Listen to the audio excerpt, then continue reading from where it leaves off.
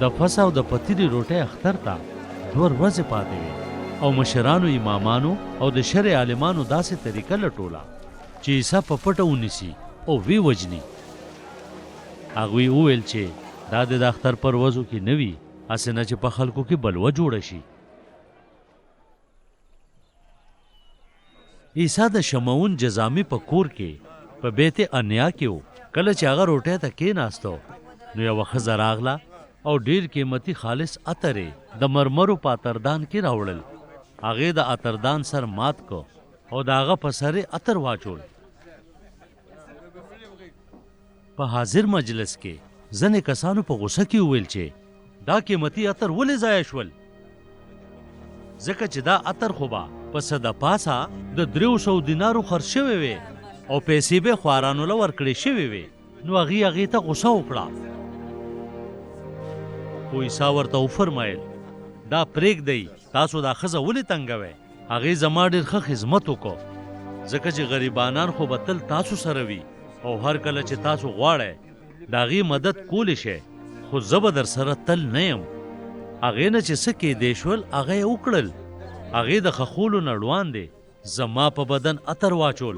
زه تاسو ته رښتیا وایم چې هر چرته چې په دنیا کې دا زیرې خورېږي نو څه چې هغې وکړل نو دا به هم پکې یادېږي.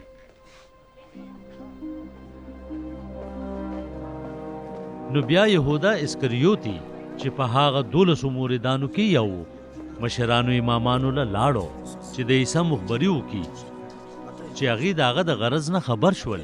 نو هغې ډېر خوشحاله شول او د هغه سره یې د پیسو ورکولو وعده وکړه. د هغه وخت نه پس هغه د مخبرۍ د موقع په تلاش کې و.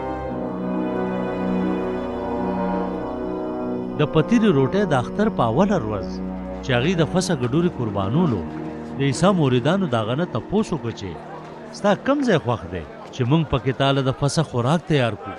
نو هغه خپل 2 موریدان د دې هدایاتو سره ولیږل.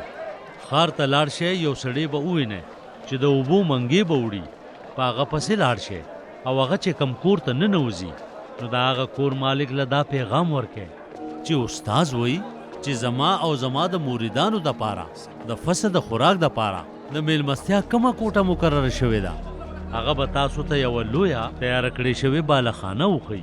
زموږ دپاره هلته د فسه تیارې وکړئ.